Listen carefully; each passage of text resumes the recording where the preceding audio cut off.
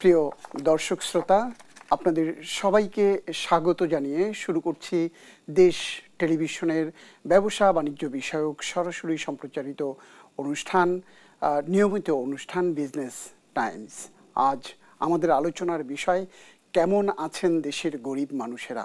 প্রিয় দর্শক শ্রোতা, আমরা জানি দেশে বৈষম্য দূর করবার সাধারণ দাবি আন্দোলনের রূপ নিয়েছিল। এতে অংশ নিয়েছিল ধনী দরিদ্র সব শ্রেণী পেশার মানুষ। ঘটেছিল গণবিস্ফোরণ, পরিণত হয়েছিল বিপ্লবে, বিদায় নিয়েছে ফ্যাসিবাদের টানা 16 বছরের সরকার। এরপরও গড়িয়েছে অন্তর্বর্তী সরকারের 1 বছরের বেশি সময়। কতটা উন্নতি হয়েছে অতীতের বৈষম্যের? গরিবরা কি ধনী হয়েছে, নাকি ধনীরা গরিব হয়েছে? কিংবা গরিবরা আরও গরিব হয়েছে, ধনীরাও হয়েছেন আরও ধনী? কর্মহীন মানুষের কাজ জুটেছে, নাকি বেকারত্বের সংখ্যা আরও বেড়েছে? শ্রমজীবী মানুষের আয় বেড়েছে, নাকি আয়ের চেয়ে ব্যয় বেড়েছে? আজকের এসব প্রশ্নের জবাব খুঁজবার চেষ্টা করব আমরা, প্রিয় দর্শক। আর এই আলোচনার জন্য আজ দেশ টেলিভিশনের স্টুডিওতে আমন্ত্রণ জানিয়েছি দেশের খ্যাতিমান শিক্ষাবিদ এবং বরেণ্য অর্থনীতিবিদ ডক্টর হোসেন জিল্লুর রহমানকে। তিনি একাধারে স্বাধীন think tank power and participation research centre পিপিআরসির নির্বাহী চেয়ারম্যান এবং বেসরকারি সেবাদানকারী প্রতিষ্ঠান ব্রাকের চেয়ারপারসন। রয়েছে আরও অনেক পরিচিতি তার। ছিলেন তত্ত্বাবধায়ক সরকারের উপদেষ্টা, বাংলাদেশ সরকারের দারিদ্র্য হ্রাস কৌশল দলিল তৈরির পরামর্শদাতা এবং সার্ক দারিদ্র্য কমিশনের সদস্যও ছিলেন তিনি। ডক্টর হোসেন জিল্লুর রহমান, আপনাকে আমাদের স্টুডিওতে স্বাগত জানাচ্ছি। ধন্যবাদ। প্রিয় দর্শক, আমরা অতিথিকে জানলাম, আর আপনাদের এই আলোচনা এগিয়ে নিতে সাথে থাকবো আমি সুলতান মাহমুদ। ফিরছি আলোচনায়।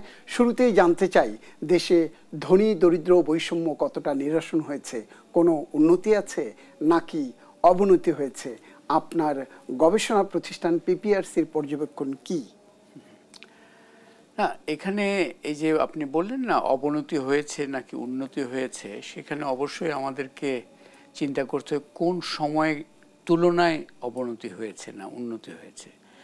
সো আমাদের যেই কারণে এই গবেষণাটা করলাম, এবং এখানে বলে রাখা ভালো, এই গবেষণা কিন্তু অর্থায়ন করেছে আমাদের অর্থ বিভাগ, অর্থ মন্ত্রণালয়ের অর্থ বিভাগ থেকে একটি কম্পিটিটিভ প্রসেসে পিপিআরসিকে এই দায়িত্বটা দেয়া হয়েছে এই গবেষণাটা করার জন্য।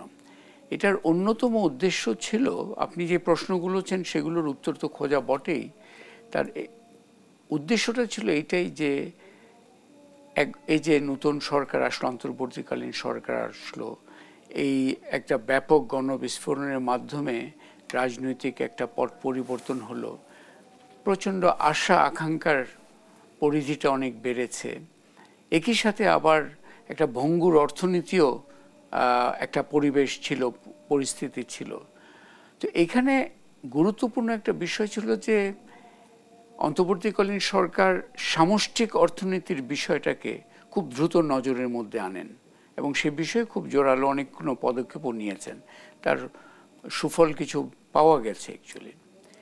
কিন্তু একই সময়ে যেটা আমাদের এই গবেষণা করাটার মূল তাগাদাটা এসছে, সামষ্টিক অর্থনীতি একটা বিষয়, আরেকটা হচ্ছে যে পরিবার পর্যায়ের যে অর্থনীতি, সাধারণ মানুষের যে অর্থনীতি, প্রান্তিক পর্যায়ের, শুধু প্রান্তিক নয়, মানে পরিবার বলতে প্রান্তিক এবং শুরু করে সবারই অ্যাকচুয়ালি। আমরা এই জিনিসটা পরিষ্কার হওয়া দরকার যে এই যে একটা হচ্ছে সামষ্টিক, আরেকটা হচ্ছে মাইক্রো, তৃণমূল পর্যায়ের অর্থনীতি। এই দুটা সাথে নিশ্চয় সংযোগ আছে, কিন্তু ওটাকেও আলাদা করে জানাটা দরকার। এবং সেখানে নতুন তথ্য, মানে আমাদের আপডেটেড তথ্য যেটা বলি, সেটার একটা ঘাটতি। কারণ অফিসিয়াল যে তথ্য আছে সেটা মূলত যেমন দারিদ্র্য নিয়ে কোথায় কী অবস্থা, এগুলো হচ্ছে 2022-এর তথ্য। সো সেই হিসাবে আপডেটেড তথ্য ওইভাবে নেই। তো আমরা সেটাই হচ্ছে একটা মূল তাগাদা, যে আমাদের প্রশ্নটা একটা বৃহত্তর উদ্দেশ্য ছিল যে এই মুহূর্তে শুধুমাত্র গরিব মানুষ নয়, সার্বিকভাবে পরিবার পর্যায়ে এই যে মাইক্রো ইকোনমিক অবস্থায় পারিবারিক অর্থনীতির বাস্তবতাটা কেমন, সেখানে আয়ের অবস্থা কেমন, ব্যয়ের অবস্থা কেমন, সঞ্চয়ের দেনার, সম্পদের, এবং একই সাথে তারা খাদ্য নিরাপত্তার ব্যবস্থাটা কেমন, কর্মসংস্থানের ব্যবস্থাটা কেমন। এবং আরও একটা বড় জিনিস আমরা করেছি, এইবারে নতুন একটা বিষয় এনেছি, যে আমরা তো এই ধরনের জরিপে শুধুমাত্র তাদের অর্থনৈতিক অবস্থাটাই জানতে চাই, কিন্তু আমরা মনে করি যে এই ধরনের সময়ে একই সাথে তাদের মনস্তত্ত্বটাও বোঝা দরকার। একটা হচ্ছে তাদের অবস্থা, তাদের মাথার মধ্যে কি চিন্তা হচ্ছে। তো আমরা এটাকে বলছি একাধারে ইকোনমিক ডাইনামিক্স, মানে অর্থনৈতিক অবস্থা কেমন, আরেকটা হচ্ছে এই মুহূর্তে সাধারণ মানুষের মুডটা কেমন এই অর্থনীতির বিষয়ে। এই সব মিলিয়ে আমরা একটা তথ্য আনার চেষ্টা করেছি, এবং সেখানে মোটা দাগে অনেকগুলো তথ্য উঠে এসছে। এবং যেটা হয়তো আপনি যেই প্রসঙ্গটা প্রথমেই তুলতে চেয়েছেন, সেটা আমি যদি ওই 3 বছর আগের যে দারিদ্র্যের যে বিষয়টা ছিল, যেই পর্যায়ে ছিল, সেই পর্যায়ের তুলনায়, এবং এর আগেও আমরা দেখেছি যে হয়তো দারিদ্র্যের যে হারটা সেটা একটা কমার দিকে ছিল, কিন্তু গত এই 3 বছর যদি ধরি তাহলে এটা এখন বেড়ে গেছে। অ্যাকচুয়ালি এখন এই বাড়ার গতিটা 3 বছরে কতটুকু, গত 1 বছরে কতটুকু, সেগুলো ওই যেহেতু বেজ লাইন নাই, আমরা ওই 3 বছর আগের সাথেই তুলনা করতে হচ্ছে। কিন্তু মূল একটা কথা এই 1 বছরের এটা বলতে হচ্ছে যে দারিদ্র্য কমার যে প্রবণতা সেটা কিছুটা হলেও থমকে দাঁড়িয়েছে এবং উল্টো পথে হাঁটছে। তার অনেকগুলো কারণ আছে অ্যাকচুয়ালি। কি কারণে এই ধরনের একটা নতুন প্রবণতা আমরা দেখতে পাচ্ছি অ্যাকচুয়ালি, সে কারণের একটা কথা এখানে বলে রাখা দরকার যে ইনফ্যাক্ট 3 নয়, আমি যদি 5 বছর ধরি, 2020 থেকে ধরি, বাংলাদেশের অর্থনীতি একটা ধারাবাহিক সংকটের ঢেউয়ের মধ্যে কেটেছে। 2020 থেকে 22 ছিল কোভিড সংকট, 23 ছিল বৈশ্বিক মূল্যস্ফীতি সংকট, 24-এ এই যে রাজনৈতিক পট পরিবর্তনের পরে সংকটটা হচ্ছে যে অনিশ্চয়তার সংকট, মানে অর্থনীতি, রাজনীতি এগুলো কিভাবে আগাবে, ব্যবসা বাণিজ্য বিনিয়োগ, এগুলো নিয়ে এক ধরনের অনিশ্চয়তার সংকট। তো সব মিলে এই যে সংকটের মধ্যে পরিবারের পর্যায়ের অর্থনীতিটা কিভাবে কাটাচ্ছে, সেখানে আমরা প্রথম যে ইয়েটা দেখেছি যে এই যে দারিদ্র্য বাড়ার যে প্রবণতা সেটা আবার ফিরে এসছে। অ্যাকচুয়ালি দারিদ্র্য বেড়েছে, আমাদের পরিসংখ্যান দেখাচ্ছে প্রায় এখন 28% মতো, আমরা যদি হিসাবটা ধরি, সেই ধরনের একটা ইয়ে আছে। তবে আমি যেটা বললাম যে আপনারা এই ধরনের টকশো যখন করেন, আমরা সাধারণত আলোচনাগুলো এটাতেই সীমাবদ্ধ রাখি, কত হার কি, দারিদ্র্য হার কি, কিন্তু আমাদের চেষ্টা আরও হচ্ছে যে এই প্রবণতা কেন হচ্ছে। যেমন এই আমি বলছি না যে দারিদ্র্যের রিভার্সাল কেন হলো, এটার একটা ব্যাখ্যা তৈরি করতে হবে। তো ওই ব্যাখ্যাগুলো তৈরি করারও একটা চেষ্টা আমাদের আছে। এবং প্রথম ব্যাখ্যা হচ্ছে এই যে বললাম, একটা ধারাবাহিক সংকটের ধাক্কা পরিবারের অর্থনীতির উপর বাড়তি চাপ যেটা তৈরি করেছে, সেটা থেকে কতটুকু মোকাবেলা করতে পারলো, এটার একটা বিষয়। কিন্তু আরও কয়েকটা সুস্পষ্ট আমরা কারণ বের করেছি, যে এই যে দারিদ্র্য বাড়ার যে কারণগুলো, যেটা এই গত 1 বছরেও এগুলো প্রাসঙ্গিক হয়ে গেছে। যেমন আয়ের স্থবিরতা, মানে আয় যদি না বাড়ে তাহলে ব্যয় তো বাড়ার একটা চাপ থাকে, তখন তো একটা ওই দারিদ্র্যের বিষয়টা আবারও সামনে চলে আসে। আয়ের এক ধরনের স্থবিরতার একটা বিষয় আছে। আপনারা জানেন যে আমাদের সিংহভাগ মানুষ, তারা কিন্তু অনানুষ্ঠানিক খাতে তাদের কাজ করে, এবং সরকারি পর্যায়ে যেমন বেতন বৃদ্ধি ইত্যাদি যেগুলো সহজ সেগুলো, কিন্তু অনানুষ্ঠানিক খাতে কিন্তু এই সুযোগগুলো অত সহজে নেই। ইনফ্যাক্ট সহজ বলে কি, এটা নেই, অ্যাকচুয়ালি একেবারেই নেই। সো আয়ের যে স্থবিরতা, এটা একটা কারণ। দ্বিতীয় আরেকটি কারণ, এটা আগে থেকে চলছে, কিন্তু গত 1 বছরে এখানেও বড় ধরনের সুযোগও হয়তো ওইভাবে ছিল না, কিন্তু তেমন নতুন এসেনি। সেটা হচ্ছে কর্মসংস্থানের মহাসংকট চলছে। আমাদের দেশে কিন্তু আমরা যখন বলি বেকারত্ব, যেটাকে বলে ওপেন আনএমপ্লয়মেন্ট, মানে একজনকে গিয়ে যদি বলি যে আপনি কি কাজ করছেন, সিংহভাগ বলবে কিছু করছি, এবং ওখান থেকে আমরা যদি একটা সন্তুষ্টি পাই 99% কাজ করছে। কিন্তু পরের প্রশ্নটা করা দরকার, আপনি কাজ করছেন, সপ্তাহে কয় ঘন্টা কাজ করেন? ওইখান থেকে কিন্তু ছদ্ম বেকারত্বের বিষয়টা বেরিয়ে আসবে। ছদ্ম বেকারত্ব মানে হচ্ছে আমি কাজ করছি যে কারণ কিছু না করলে তো আমি বাঁচব না, কিছু করার জন্য করা। কিন্তু এই যে ছদ্ম বেকারত্বের প্রকোপটা প্রবল, তখন বেরিয়ে আসে। আমরা ওটা বের করেছি। শিক্ষিত বেকারত্ব, এটা দেখেন খুবই আমাদের তরুণ প্রজন্মের জন্য এটা বড় একটা চ্যালেঞ্জ, এবং এগুলোর যেটা বলা যায় যে অন্যান্য সূচকে আমরা দেখতে পাই যে এখানে কর্মসংস্থানের সুযোগগুলো কেমন বের হচ্ছে কি বের হচ্ছে না। এটা একটা কারণ ছিল। মূল্যস্ফীতি, যদিও খাদ্য মূল্যস্ফীতি কিছুটা হারটা কিছুটা কমেছে, কিন্তু তারপরেও এটার একটা চাপ থাকে। কিন্তু খাদ্য বহির্ভূত যে মূল্যস্ফীতি, এই যে শিক্ষা খরচ, স্বাস্থ্য খরচ, যাতায়াত খরচ, পরিবহন খরচ বলি, আর ইউটিলিটিস, এই খরচগুলো কিন্তু সেই অর্থে এগুলোকে বলে ইনইলাস্টিক। এগুলো আমি চাই বা না চাই, এগুলো আমাকে বহন করতেই হবে। এই খাদ্য বহির্ভূতটার এক ধরনের খরচ, এবং ক্রমাগত সেটা বাড়ছে। আমি বলছি, আপনি যে আমরা টোটাল ফোকাসটা আমাদের ছিল খাদ্য ইনফ্লেশনের উপর, সেটা কিছুটা কমেছে, মানে এখনো কিন্তু 8% উপরে আছে, যেটা একটা বেশ ওই দরিদ্র যারা তাদের জন্য এটাও কিন্তু বেশ বড় একটা চাপের। কিন্তু খাদ্য বহির্ভূত যেই মূল্যস্ফীতিটা, এটাও কিন্তু বড় একটা ভূমিকা রাখে। আর সবশেষে আরেকটা কারণ এই পর্যায়ে বলবো, সেটা হচ্ছে এগুলো মোকাবেলা করার জন্য রাষ্ট্রীয় পর্যায়ে যে সামাজিক নিরাপত্তা কর্মসূচি থাকে, সেগুলোর আকার কত গুণ এগুলো আছে।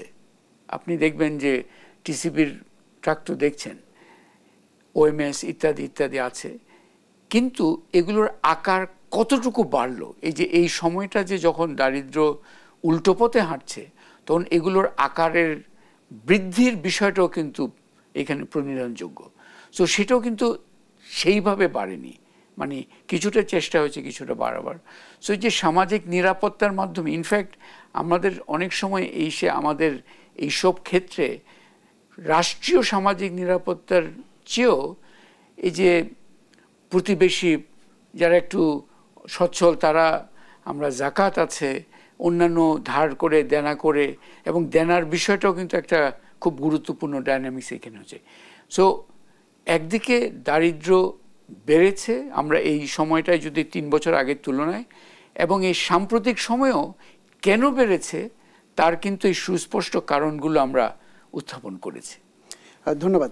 আমি আপনার যে আলোচনা করছিলাম আমরা তার সাথে আরেকটু মিল রেখে আমার একটু জানবার আগ্রহের জায়গা তৈরি হয়েছে, সেটি হলো রাষ্ট্রায়ত্ত প্রতিষ্ঠান ব্যুরো অব স্ট্যাটিস্টিক্স, বিবিএস, তারা কাজ করে, তারা রাষ্ট্রের নানান তথ্য হালনাগাদ করে। আপনি বলছিলেন 22-এর পরে আর কোনো তথ্য, বিশেষ করে দারিদ্র বিমোচনের ক্ষেত্রে আপনাদের কাছে এখন পর্যন্ত আপডেটেড তথ্য নেই। তো সেইখানটাতে তারা তাদের যে সর্বশেষ যে স্ট্যাটিস্টিক্স বলছে, সেখানে বলছে যে দারিদ্র লোকের সংখ্যা কমছে। আবার একই সাথে বলছে সরকার, আপনি যেটা বললেন যে মূল্যস্ফীতি কমেছে, মানে লক্ষণীয় পর্যায়ে মূল্যস্ফীতি কমেছে। আবার বলছে যে মাথাপিছু মার্কিন ডলারের যে হিসেব, তাতে মানুষের আয় বেড়েছে। এই সরকারের যে এতগুলো সব পজিটিভ জায়গা আর আপনার গবেষণার যে ফাইন্ডিংস, এর মধ্যে একটি বৈপরীত্য দেখা যায়, কারণটা কি? রাইট, কারণ আমি কিন্তু আপনি যেভাবে প্রশ্নটা ফ্রেম করেছেন, এটা নিয়েও আমার কিছু বলার আছে। যে আমরা এই যে পজিটিভ নেগেটিভ এই শব্দগুলো আমরা যখন পরিসংখ্যান তৈরি করি, আমাদের মূল থাকে যে বাস্তবটা কি সেটা তুলে ধরা। কারণ পজিটিভ নেগেটিভ অন্যরা মূল্যায়ন করুক, কিন্তু বাস্তবটা তুলে ধরা দরকার। আপনি যে সরকারি বিবিএসের কথা বললেন, তাদের সাথে আমরা খুব ঘনিষ্ঠভাবে কাজ করি। ইনফ্যাক্ট আমাদের এই পরিসংখ্যানের স্যাম্পলিং ফ্রেম বিবিএসের সহায়তায় করেছি। কিন্তু বিবিএস তো 2022-এর পরে এখন করছে, ওরা এই 2025-এ আরেকটা হয়তো করবে। সো হালনাগাদ তথ্যের বিষয়টাও কিন্তু একটা সক্ষমতার বিষয়, এটা একটা নজরের বিষয়। সো আমাদের সাথে বৈপরীত্যটা হচ্ছে নতুন তথ্য বলেই, মানে এমন না যে তাদের একটা তথ্য আছে, সেটার সাথে আমাদের বৈপরীত্য। তাদের যে আগের তথ্য সেটা থেকে তো ট্রেন্ড, এবং আমি তো বললাম কোন কারণে এই ইয়েগুলো হয়েছে। সো মূল্যস্ফীতির কথা যেটা বললেন, হয়তো এই অন্তর্বর্তীকালীন সরকারের সময় এই 12 থেকে বা আরও বেশি থেকে 14 থেকে 8-এ, সেটার ব্যাখ্যা তো দিলাম। মূল্যস্ফীতি 8-এ আসে কি দারিদ্র্যের উপর কতটুকু প্রভাব পড়বে? আমি যদি আয়টা স্থবির থাকে, কর্মসংস্থান না থাকে, সামাজিক নিরাপত্তা কর্মসূচি অত বড় না হয়, খাদ্য বহির্ভূত খরচের ধাক্কা যদি বেশি থাকে, তাহলে তো শুধু ওই কমাতে আমার দারিদ্র্যের প্রবণতাগুলো ডিটারমিন করবে না। ওটা একটা বিষয়, এটা একটা গুরুত্বপূর্ণ বিষয়। তো আমাদের এইখানেও বুঝতে হবে যে এই যে কোন সূচকগুলোর দিয়ে এই যে সার্বিক আউটকামটা তৈরি হচ্ছে। সো এখানে বৈপরীত্যের আলোচনাটা অ্যাকচুয়ালি প্রাসঙ্গিক নয়। প্রাসঙ্গিক হচ্ছে বর্তমানের বাস্তব চিত্রটা পরিসংখ্যানের মাধ্যমে তুলে আনা যাচ্ছে কিনা। আর এটা আরেকটা আমাদের একটা প্রবণতা থাকে যে আমার মনে হয় এরকম, আমার মনে হয় এটা থেকে আমরা পরিসংখ্যানের জায়গাটা গুরুত্ব দিয়েছি। পরিসংখ্যানও অ্যাকচুয়ালি হতে পারে, আমরা চেষ্টা করেছি যে যেমন এই ইয়েটা সারা দেশে হয়েছে 8,000 উপরের পরিবারের উপর, এবং যেটা বললাম স্যাম্পলিং ফ্রেম আমরা 64 জেলা করেছি, শহর গ্রাম 432টা পয়েন্টে অ্যাকচুয়ালি এই ইয়েগুলো হয়েছে। এবং শুধু দরিদ্রদের উপর হয় না, এটা ক্রস সেকশন, সব শ্রেণী থেকে নিয়েছে।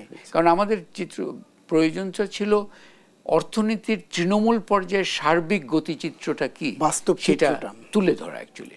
সো সেই জন্য আপনি যেই ফ্রেমিংটা করলেন, যে আমি কারণগুলো খুব পরিষ্কার, যে আমরা আপডেটেড তথ্য 2025-এর মাঝে দাঁড়িয়ে এই মুহূর্তের বাস্তব পরিসংখ্যানগুলো কি, এবং তার সাথে পুরনো যদি লক্ষ্য করি এবং একটু চিন্তা করলেই আপনি দেখবেন যে টিসিবির লাইন যদি দেখেন, দীর্ঘ হচ্ছে, ক্রমাগত দীর্ঘ হচ্ছে। আচ্ছা, একটা দীর্ঘ হচ্ছে একটা, আরেকটা হচ্ছে কী ধরনের মানুষ সেখানে আসছে সেটাও যদি দেখেন, সেখানেও দেখবেন যে এক ধরনের বিশেষ করে যে কষ্ট বা অভাব বা এই যে প্রয়োজনগুলো কেন আসছে, এই যে টিসিবির লাইনে দাঁড়ানো তো এক ধরনের একটা রূপক বিষয়, যে আমার ওই ধরনের যদি বাধ্যবাধকতা তৈরি না হয় তাহলে আমি লাইনে দাঁড়াতাম না, আসবো না।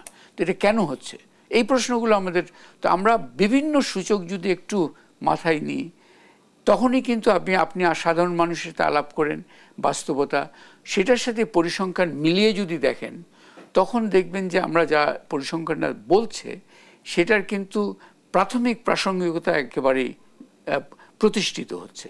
এখন মূল বিষয় হওয়া দরকার যে এটা থেকে শিক্ষণীয় কি হচ্ছে, এটা থেকে নীতি জগতে কোন ধরনের লেসেন্সগুলো নেওয়া উচিত। এবং আমি যেটা বলবো, এটা তো অর্থ বিভাগে এটাকে ফান্ড করেছে, এবং আমরা তাদেরকেই অ্যাকচুয়ালি চেষ্টা করেছি বলার জন্য। অর্থাৎ সরকারের প্রচেষ্টা আছে, ভেতরটা কি, অন্তর্নিহিত তাৎপর্যটা কি বোঝার একটা চেষ্টা থেকে, সেই চেষ্টা থেকে এই গবেষণাটি তারা নেওয়া হয়েছে। এবং এইটার যে ফলাফল যেগুলো, এগুলো থেকে এখন এটার লেসেন্সগুলো নিয়ে পলিসির কোথায় হাত দেওয়া যেতে পারে, উদ্যোগের ঘাটতি কোথায় আছে, বা আরও বাড়তি কোথায় উদ্যোগ নেওয়া যেতে পারে, এই বিষয়গুলো আলোচনা করা দরকার। ধন্যবাদ। আমরা আবার আপনার সাথে ফিরবো। নিচ্ছি একটি ছোট্ট বিজ্ঞাপন বিরতি। বিজ্ঞাপন বিরতির পর ফিরবো আবার আমাদের ওই অতিথির সাথে। ততক্ষণ আমাদের সঙ্গেই থাকুন।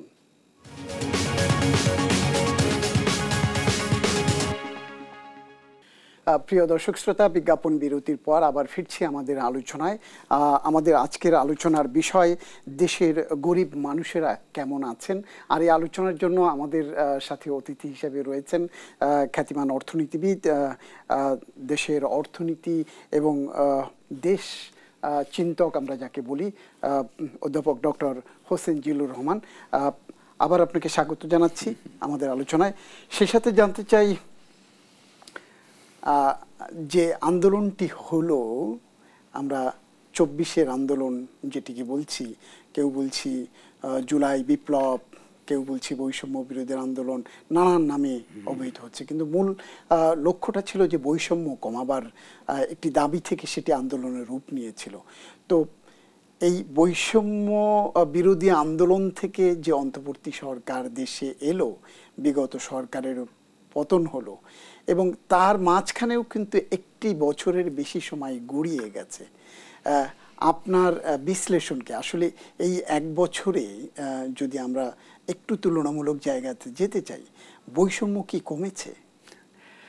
আমাদের এই গবেষণার মূল প্রতিপাদ্য কিন্তু এই এক বছরের খতিয়ানটা ছিল না, ঠিক আছে। আমরা হচ্ছে এই মুহূর্তে একটা পরিবার পর্যায়ের বাস্তবতাগুলো তুলে ধরা, তার মাধ্যমে কিন্তু ব্যাকওয়ার্ড চিন্তা করে আপনার প্রশ্ন এবং তারও আগের যে অফিশিয়াল স্ট্যাটিস্টিক্স আছে 3 বছর আগে বা তারও আগের, তার সাথে একটা তুলনা করা যায়। তবে এটা অবশ্যই সবারই একটা গুরুত্বপূর্ণ বিষয় যে বৈষম্য কমেছে, মানে দারিদ্র্যের আমরা তো দেখলাম, যেহেতু এটা তুলনা করছি 3 বছর আগের, সুতরাং এক বছরের খতিয়ানটা ওইভাবে চিন্তা না করে যেটা বলা যেতে পারে যে বৈষম্য কমাবার যে ক্ষেত্রগুলো, যে জায়গাগুলো, সেখানে কতটুকু জোরালো নজর এসছে সেইভাবে একটা চিন্তা করা যেতে পারে, তাই না, করে। সো এখানে আমি এটা দেখব যে আমাদের মানে গত এক বছরের খতিয়ান যেটা বলছি সেটা নয়, তারপরেও আমরা যদি মনে করি যে এই যে কর্মসংস্থানের একটা সংকট চলছে, বৈষম্য অন্যতম একটা ড্রাইভার হচ্ছে কিন্তু এই চালক হচ্ছে কিন্তু এই বৈষম্যের বিষয়টা, যে কাজ নাই, যার কর্মসংস্থান নেই এবং যার আছে, এটা কিন্তু হচ্ছে বাংলাদেশে এই মুহূর্তে সবচেয়ে বড় একটা বৈষম্যের একটা দিক। আমরা তো বৈষম্য বলতে শুধু ধনী গরিব বুঝি, কিন্তু আপনি বাস্তবে চিন্তা করেন বৈষম্যের চেহারাগুলো কেমন। একটি হচ্ছে এই যে বেকারত্বের জায়গায় কিন্তু আমি যদ্দূর আমরা দেখছি এটা ওইভাবে ফোকাসে কিন্তু আনা হয়নি, এটা নিয়ে জোরালো পদক্ষেপ সেইভাবে এখনও দেখতে পাচ্ছি না। এই সময়কালে অন্তর্বর্তীকালীন সরকারের প্রায়োরিটি অনেক, তাদের তো একটা নয়, বহু প্রায়োরিটি তাদের। রাজনৈতিক উত্তরণ, সেটা যেমন একটা গণতান্ত্রিক উত্তরণটা একটা বড় ধরনের প্রায়োরিটি, সামষ্টিক শৃঙ্খলা, আবার জনগণের এই যে বৈষম্য নিরসনের আকাঙ্ক্ষা, সেটাকেও অ্যাড্রেস করা কিন্তু একটা প্রায়োরিটির অন্যতম। সেই জায়গায় কর্মসংস্থানের যে ঘাটতি, বেকারত্বের বিষয়, এইখানে কিন্তু বৈষম্যের কাজটা কিন্তু ওইভাবে জোরালোভাবে অ্যাড্রেস নয়। আমি মনে করি এই মুহূর্তে এই যে কর্মসংস্থানের একটা মহা সংকট চলছে, এটা মনে করার বিষয় নয়, এটা জাস্ট পরিসংখ্যান এবং কথাবার্তা বললে চারিদিকে এটা আমরা দেখতে পাই যে কর্মসংস্থানের একটা মহা সংকট চলছে। সেই কারণে এই বৈষম্যের যে অন্যতম একটা চালক, সেটা কিন্তু অনেকটা আনএড্রেসড অবস্থা এখনো আছে। অ্যাকচুয়ালি বৈষম্যের আরেকটা কারণ হচ্ছে যে আপনার রাষ্ট্রীয় যেই সুযোগ সুবিধাগুলো, সেখানে আপনার এই যে সামাজিক নিরাপত্তা কর্মসূচির কথা যেটা বললাম, সেটা কিন্তু সেইভাবে কলেবর বৃদ্ধির যে বিষয়টা এবং আরও জোরালো, খুবই গুরুত্বপূর্ণ একটা ফাইন্ডিং আমাদের থেকে এসছে, এই সুযোগে এটা বলে নিই। সেটা হচ্ছে যে আমাদের এই যে আমরা যখন সামাজিক নিরাপত্তা কথা বলি, তখন তো অনেকগুলো কারণ আছে, দারিদ্র্য ইত্যাদি। একটা পরিবার পর্যায়ে একটা বড় রেগুলার বোঝা দেখছি এখন, যেটাকে আমরা বলি যে ক্রনিক ইলনেস, বা একটা আমাদের 52% পরিবারের, আমাদের সার্ভে, মানে সেটা ন্যাশনাল সার্ভে, 52% পরিবারে এক বা একাধিক সদস্য আছে যারা ক্রনিক পেশেন্ট। ক্রনিক পেশেন্টটা কিন্তু একটা স্বাস্থ্য শুধু ব্যাপার নয়, কারণ তার প্রতিনিয়ত ওষুধ কিনতে হয়। এই ওষুধের বোঝাটা কিন্তু তার উপর একটা বড় বোঝা, এবং সেটাও কিন্তু একটা বড় ধাক্কার বিষয়। এই জায়গায় ধরেন এই বোঝাগুলো কমাবার জন্য নতুন করে উদ্যোগ দরকার, প্রোগ্রাম দরকার। আমরা সরকার ওই যে আমাদের ইয়ের মাধ্যমে এই একটা বড় তুলে ধরেছি যে নতুন একটা সামাজিক নিরাপত্তা কর্মসূচি দরকার, এই বিষয়টাকে মাথায় রেখে যে ক্রনিক পেশেন্ট যেসব পরিবারে আছে তাদের এই যে ওষুধের খরচের বোঝাটা কিভাবে কমানো যায় একটা সহায়তার মাধ্যমে। সো বৈষম্যের অনেক দিক আছে, আপনি যেটা বললেন। আপনার আরেকটা জায়গায় এক ধরনের বিশৃঙ্খল অবস্থা দেখতে পাচ্ছি, সেটা হচ্ছে খুবই পরিষ্কার। ইভেন এই মুহূর্তে আজকে যেমন শাহবাগ বন্ধ হয়ে আছে, কেন? কারণ আমরা একটা জনগণ শব্দ ব্যবহার করি, তাই না? কিন্তু জনগণ তো আসলে বিভিন্ন গোষ্ঠী, গ্রুপ, পেশা গ্রুপ ইত্যাদি ইত্যাদি দিয়ে গঠিত। একে অপরের নানা ধরনের বলা যায় যে সাংঘর্ষিক চাহিদা আছে। এগুলো মেটানো একটা বড় ধরনের সমস্যা। এই যে আমি বৈষম্যের যে কথা বলছি, সেখানে আপনার এই যে পেশাভিত্তিক যে বৈষম্যগুলো, সেটা কিন্তু একটা শুধুমাত্র অর্থনৈতিক বিষয় নয়, এটা হচ্ছে একটা প্রাতিষ্ঠানিক দক্ষতার বিষয়, প্রাতিষ্ঠানিকভাবে এটা সমাধানের। এইখানে গত এক বছরে একটা সমস্যা আমি বড় দেখেছি যে এই বিষয়গুলো, এই যে প্রাতিষ্ঠানিক সংস্কারের যে আলোচনাটা আছে, সংস্কারের আলোচনা কিন্তু মূলত রাজনৈতিক সংস্কারের আলোচনাটাই সবচেয়ে বেশি প্রাধান্য পেয়েছে। সরকারও সেটাতে প্রাধান্য দিয়েছেন এবং তারা যে তাদের নীতি মনোযোগ চেষ্টাটা মূলত ওইখানে আছে। কিন্তু প্রয়োজন ছিল কিন্তু প্রাতিষ্ঠানিক সংস্কারের। এই যে আপনি বললেন বৈষম্যের ধাক্কাটা, আমরা এটাও দেখেছি যে ঘুষের প্রবণতা কি কমেছে কিনা, দুর্নীতির বিষয়গুলো কি অবস্থায় আছে, সেখানে দেখা যাচ্ছে কিছু ক্ষেত্রে কমলেও কিন্তু বোঝাটা আছে। হয়রানির মাত্রাগুলো কি কমেছে কিনা, আমরা ধাপে ধাপে বিভিন্ন জায়গায় হয়রানির ক্ষেত্রগুলো দেখেছি, সেটা কমেছে কিনা। তো এই যে সংস্কারের একমাত্রিক একটা মনোযোগ অন্তর্বর্তীকালীন সরকারের মনোযোগটা দখল করে অনেকটা আছে। অ্যাকচুয়ালি তারা অনেক করেছেন, বেশ কিছু কমিশন ইত্যাদি তৈরি করেছেন ওই বিভিন্ন সেক্টর নিয়ে, কিন্তু সেই কমিশনেও তো এরকম এই বিষয়গুলোকে এরকম কোনো কমিশন হয়নি না। তারা হয়তো করেছেন ওই প্রশাসনিক সংস্কার ইত্যাদি ইত্যাদি, পুলিশ ইত্যাদি, কিন্তু স্বাস্থ্য ইত্যাদি নিয়ে করেছেন স্থানীয় সরকার, কিন্তু ওগুলো নিয়ে কোনো কার্যকর কোনো কিছু পদক্ষেপ যেটা বললাম ওটা ওই রিপোর্ট থেকে পদক্ষেপ, এই ফারাকটা কিন্তু রয়ে গেছে। আরেকটা বিষয়, এটা খুব গুরুত্বপূর্ণ, যে আপনি যে অর্থনৈতিক বৈষম্যের কথা বললেন, আমরা একটা দেখেছি যে পার্টিকুলারলি শহরাঞ্চলে আয়ের স্থবিরতা আরও একটু প্রবল, কারণ অনেক শহরাঞ্চল নিম্ন আয়ের মানুষের জন্য কর্মসংস্থান একটা জায়গা হচ্ছে নির্মাণ কাজ, নানা ধরনের নির্মাণের কাজ থাকে। স্থানীয় সরকারগুলো কিন্তু এক বছর ধরে অনেকটা স্থবির অবস্থায় আছে, কারণ সেখানে জোরালো কোনো সিদ্ধান্ত নেওয়া যায়নি, সেগুলো সচল করার ব্যাপারে জোরালো পদক্ষেপও দেখিনি। যার ফলে এই যে তারা যে স্থানীয় অর্থনীতির বিশেষ করে এই যে শ্রমজীবী মানুষের জন্য শ্রমঘন কাজগুলোর ব্যাপারে একটা ভূমিকা ছিল, সেটা অনেকটা অনুপস্থিত। সো আমি যেটা বলবো যে এই যে বৈষম্যের যে পুরো বিষয়টা, আর এটা তো এক বছরের সমাধানের বিষয় নয়, এটা তো বেশ কিছু আছে যেগুলো একটি গতিপথ রেখে যেতে পারে। এইটাই মূল কথা হচ্ছে, আসলে মানুষের আকাঙ্ক্ষা হচ্ছে যে এই গতিপথগুলো কত সবলভাবে তৈরি হচ্ছে, কত সক্ষমভাবে তৈরি হচ্ছে। তো সেখানে একটা আমরা মিশ্র চিত্র দেখতে পাচ্ছি, অ্যাকচুয়ালি বড় ধরনের মিশ্র চিত্র। বিশেষ করে যেটা বললাম, এই যে আপনার এই যে কর্মসংস্থান, পেশাজীবী বিভিন্ন গোষ্ঠীর যে মধ্যে যে অন্তর্দ্বন্দ্ব আছে, সেগুলোকে একটু সুসংহতভাবে সমাধানের যে প্রচেষ্টা, সেখানে প্রাতিষ্ঠানিক সক্ষমতার একটা বিষয় আছে। এখানে আরেকটা বিষয় যে খুব পরিষ্কার, যে এক অর্থে আপনি এটা বৈষম্যের আরেকটা দিক হচ্ছে আসলে মানে আমলাতন্ত্র, এটা তো অত্যন্ত রাষ্ট্রের একটা গুরুত্বপূর্ণ দিক এবং যে কোনো পরিস্থিতিতে আমলাতন্ত্রের একটা প্রয়োজন আছে, তাই না, কাঠামোটা তার উপর। কিন্তু আমলাতন্ত্র এবং আমলাদের সুবিধা মতো শাসন, এটা কিন্তু একটা ভিন্ন জিনিস। এটা আমার কাছে আশ্চর্য লেগেছে যে এই বৈষম্য বিরোধী আন্দোলনের ফলে অন্তর্বর্তীকালীন সরকার এসছেন, তারা বড় ধরনের পরিবর্তনের কথা বলেছেন এবং তাদের ইচ্ছাগুলো ব্যক্ত করেছেন, স্বপ্ন দেখিয়েছেন, মানুষের আকাঙ্ক্ষা তাদের প্রতি, তাদেরকে ঘিরে কিন্তু অনেক বেশি। কিন্তু তারা বাস্তবায়নের পদ্ধতিটার মধ্যে, তাদের লক্ষ্য এবং বাস্তবায়ন পদ্ধতির মধ্যে একটা মিসম্যাচ দেখছি।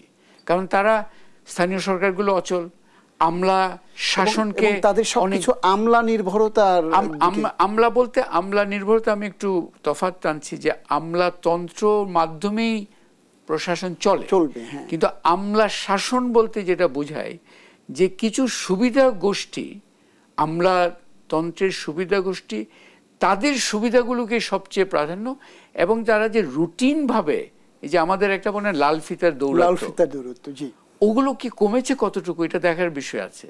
আমরা তো দেখছি যে ওই যে আমাদের পরিসংখ্যান থেকে দেখা যাচ্ছে যে ওইখানে তেমন কোনো বড় ধরনের অগ্রগতি তো নেই, আমরা উল্টো দেখছি যে অধোগতি আছে। আমরা আবার আলোচনায় আসবো, আবার একটি বিজ্ঞাপন বিরতি নেব।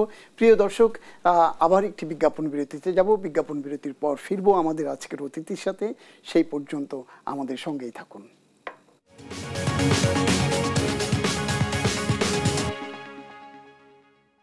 বিজ্ঞাপন বিরতির পর ফিরছি আবার আমাদের আলোচনায়। আজকে আমাদের অতিথি ডক্টর হোসেন জিল্লুর রহমান। আর কোনো পরিচয় না দিয়ে আমি আলোচনায় ফিরতে চাই। জনাব হোসেন জিল্লুর রহমান, আপনার গবেষণা অনুযায়ী দেশের ৮০% মানুষ ঋণ কিংবা সঞ্চয় ভেঙে খাচ্ছে, আবার ব্যাংক ব্যবস্থায় কোটিপতির সংখ্যা বাড়ছে লাফিয়ে লাফিয়ে। একইভাবে ব্যাংক এবং আর্থিক প্রতিষ্ঠান টাকা শূন্য হয়ে অনেক bank, non banking financial institute, insurance এরা অস্তিত্ব হারিয়ে ফেলছে। কেন এমনটি হচ্ছে?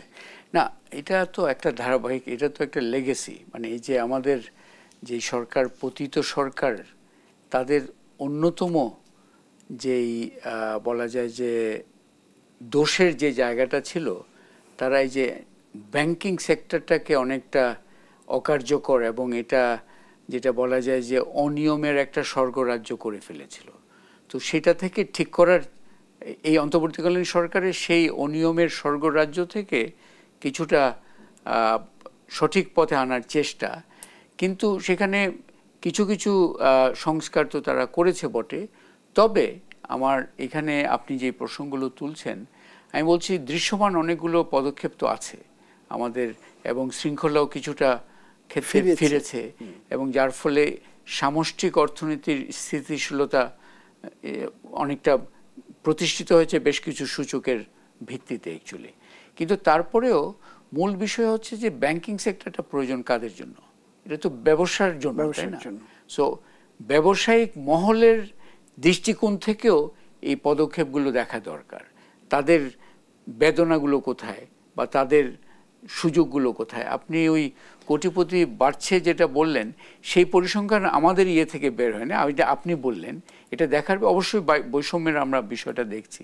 সেই সুযোগগুলো এখনো যারা আমরা যাদেরকে অলিগার্ক বলে একটা ইয়ে করতাম, কিন্তু অলিগার্ক কিন্তু শুধু ব্যক্তি চিন্তা করলে হবে না। অলিগার্ক হচ্ছে একটা নেক্সাস, যেখানে ওই যে ব্যবসায়ীও আছে, নীতি মহলের মানুষও আছে, রাজনৈতিক মহলের মানুষও আছে, নিয়ন্ত্রণ সংস্থা আছে, তারা মিলে ওই নেক্সাসগুলোকে দুর্বল করাটা হচ্ছে খুবই জরুরি অ্যাকচুয়ালি, এবং সেটা একটা বেশ কঠিন কাজ সেটা করতে পারাটা।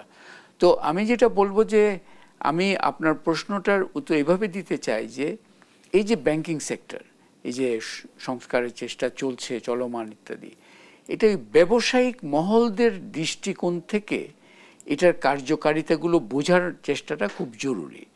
এখানে অন্তর্বর্তীকালীন সরকারের মধ্যে একটা দুর্বলতা দেখেছি যে ব্যবসায়িক মহলের সাথে, বিশেষ করে যারা ক্ষুদ্র মাঝারি, যারা একদম টপ ব্যবসায়ী বলতে আমরা যেটা বুঝি, শুধু তা নয়, কারণ আমাদের আসল উদ্যোক্তা শ্রেণী তো হচ্ছে সেই শক্তিটা হচ্ছে যারা ঝুঁকি নিয়ে এত কিছুর মধ্যে, যাদের ওই ফোন করলেই সমাধান হয়ে যাবে ওই সক্ষমতা নাই, তারাই তো ঝুঁকি নিয়ে চালিয়ে যাচ্ছে অ্যাকচুয়ালি। এই যে তারা চেষ্টা করছে, এখনো অর্থনীতির চাকাকে সচল রাখছে।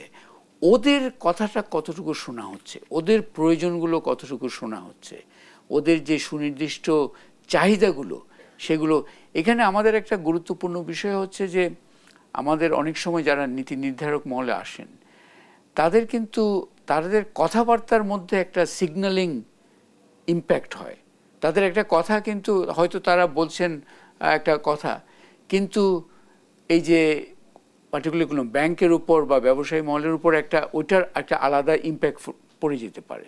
এই মার্জারের একটা কথা আসছে না, ব্যাংকগুলো মার্জার, কিন্তু এটার সুনির্দিষ্ট প্রস্তাবের আগে এগুলো নিয়ে আলোচনা হলে ওই ব্যাংকগুলো আবার তখন একটা দ্বিধাদ্বন্দ্বের বা ওদের কাস্টমাররা, তো এইসব বিষয় আছে। সো আমি যেটা বলবো যে মূল প্রয়োজন এখন যে এই যে ব্যবসায়িক মহল, যারা বিশ্লেষক এবং সরকার, এই একটা সুনির্দিষ্ট বিষয়ে যেমন আলোচনা কিছুটা হচ্ছে, সেটা হচ্ছে শুল্ক, মার্কিন শুল্ক নিয়ে সেখানে কিছু চেষ্টা চলছে, কিন্তু সার্বিকভাবে অর্থনীতির চাকাটাকে চালু করা একটা বিষয় নিয়ে যেমন আলোচনা আমি দেখি নাই অ্যাট অল। সেটা আমি এই অন্তর্বর্তীকালীন সরকারেও দেখি না, আগেরটাতেও নাই। কাগজে হয়তো কিছু করেছেন, কিন্তু কারণ আমাদের এখনও, আমরা এলডিসি থেকে গ্র্যাজুয়েট করব বলছি, আমরা মধ্যম আয়ের দেশের যাওয়ার কথা বলছি, কিন্তু আমরা কি সেটা করব শুধুমাত্র যে গত ৩০ বছর যেই দুইটি প্রবৃদ্ধির চালক দিয়ে আমরা গেছি, আরএমজি এবং রেমিটেন্স, সেটা দিয়ে যাব, নাকি আমরা নতুন প্রবৃদ্ধির চালক তৈরি করব? আমি তো দেখছি যে বাংলাদেশের কৃষিখাত একটা কিন্তু সম্ভাব্য নতুন প্রবৃদ্ধির চালকের একটা বাস্তবতার মধ্যে চলে আসতেছে, কিন্তু নীতি মনোযোগ নাই। তাদের প্রতি নীতি সহায়তা বলি, নীতি মনোযোগ যেটা প্রাধান্য দেওয়ার বিষয়। তো এইসব জায়গায় অ্যাকচুয়ালি এই যে আমি যিনি চেয়ারে বসে আছেন তার প্রতি অনুরোধ হবে, যার মানে বিভিন্ন চেয়ার, আমি কোনো পার্টিকুলার চেয়ারের কথা বলছি না, যে যাদের জন্যই উদ্যোগগুলো, সংস্কার বলি, নীতি বলি, তাদের সাথে কথা বলার প্রক্রিয়াটাকে আরো জোরদার করতে হবে। আমাদের আরো অনেকগুলো সুযোগ তৈরি করতে হবে যে তাদের, কারণ তারাই তো চালাচ্ছেন, কার কি সমস্যা আছে, কে কিভাবে চায়, এবং শুধুমাত্র ওরা একটা হয়তো ভাবে যে শুধু ওনারা তাদের নির্দিষ্ট চাহিদাগুলো আমার এটা মাউকুফ করে দেন, কিন্তু সেটা নয়। আমি বলছি যে এই যেমন কর্মসংস্থান আমরা বলছি না, আমি তো মনে করি এখন কর্মসংস্থান একটা মহাসংকট চলছে। এগুলো, এটা তো আর কোনো একটা কেউ একজন বলে দিবে যে আচ্ছা ঠিক আছে কালকে এগুলো ঠিক করে দাও।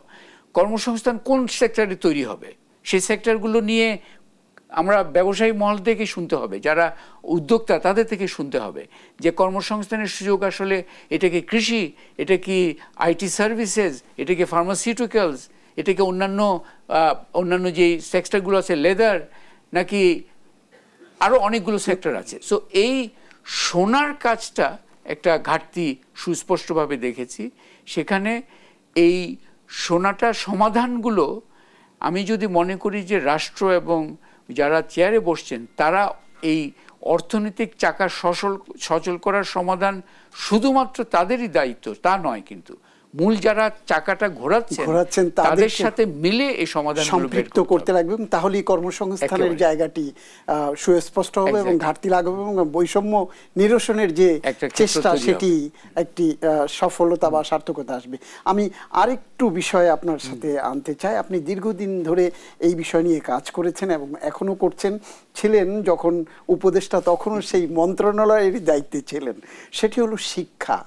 এই যে আমাদের শিক্ষিত জনগোষ্ঠী প্রতি বছর যেটা বলা হচ্ছে যে ২৪ লাখের মতো শিক্ষিত জনগোষ্ঠী কর্মবাজারে প্রবেশ করছে, কিন্তু কর্ম নাই।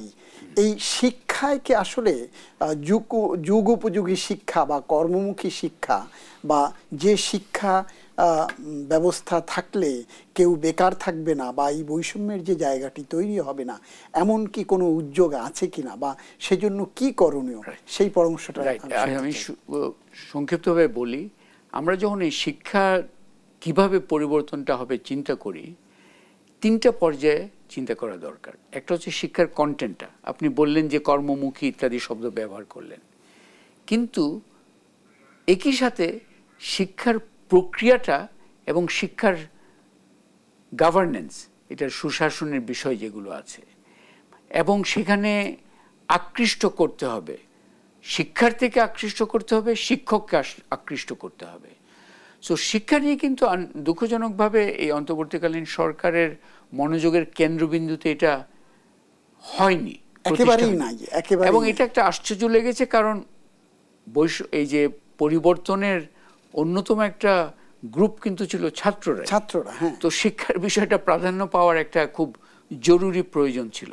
এখন চেষ্টা করছেন ওনারা এক অর্থে ওই ফায়ার ফাইটিং টাইপ, আজকে এটা সমস্যা আছে, এটাকে সমাধান করে দাও, তাৎক্ষণিক সমাধান। এখানে শিক্ষাকে যদি ঠিক করতে হয়, এবং শিক্ষা ঠিক না করলে আসলে আমরা যে বৈষম্য বলছি, দারিদ্র্য উল্টো পথে হাঁটছে, উত্তরণের কথা বলছি, সবগুলো অর্থহীন হয়ে যাবে। শিক্ষার বিষয়টা একটা আমাদের বলতে পারেন একটা অদ্ভুত বাস্তবতায় আমরা দাঁড়িয়ে আছি, যে শিক্ষা আছে, মানব সম্পদ নাই। শিক্ষার যে প্রাতিষ্ঠানিক কর্মসূচি সেটা মানব সম্পদ তৈরি করছে না। সেটা শুধুমাত্র কর্মমুখীর বিষয় নয়, মনস্তত্ত্বের বিষয়, দৃষ্টিভঙ্গির বিষয়, সমাজকে কিভাবে দেখছে সেই বিষয়গুলো। সো এই জায়গায় এটা কিন্তু একটা বড় ধরনের ঘাটতি হয়েছে আমি মনে করি। এখনও আমি আশা করব যে যদি তারা কথা শুনেন, আগামী 6 মাসে, আগামী 8 মাসে সমাধান হবে না, কিন্তু শিক্ষা নিয়ে চিন্তার জায়গায় বড় একটা ধাক্কা দেওয়া দরকার। ধাক্কা দিয়ে যাবে এবং একটি পথরেখা রেখে যেতে পারে ভবিষ্যৎ সরকারের জন্য। ধন্যবাদ আপনাকে আমাদের আলোচনায় সময় দেওয়ার জন্য। প্রিয় দর্শক, আমরা আমাদের অতিথির আলোচনা শুনছিলাম দারিদ্র্য বিমোচনের জন্য কি করতে লাগবে, শিক্ষা ব্যবস্থাকে কিভাবে ঢেলে সাজাতে হবে, বা কর্মমুখী শিক্ষা কিভাবে শিক্ষাকে কর্মমুখী করা যাবে, এবং এই যে বেকারত্ব দূরীকরণের ক্ষেত্রে এই যে আমাদের ব্যাংক ব্যবস্থা, ব্যবসায়ী বা বিনিয়োগ এই যে থমকে আছে বা স্থবির হয়ে আছে, সেই জায়গা থেকে কিভাবে বেরিয়ে আসতে হবে, সরকার কোন কোন দিকে নজর দেওয়া জরুরি, সে আলোচনাগুলো বেরিয়ে এসছে। এর মধ্য দিয়ে আজকের আলোচনা আমরা শেষ করব। জানিয়ে রাখতে চাই, দেশ টেলিভিশনের ব্যবসা বাণিজ্য বিষয়ক অনুষ্ঠান বিজনেস টাইমস সপ্তাহের শনি থেকে বৃহস্পতি 6 দিন একই সময়ে সরাসরি সম্প্রচার করা হয়।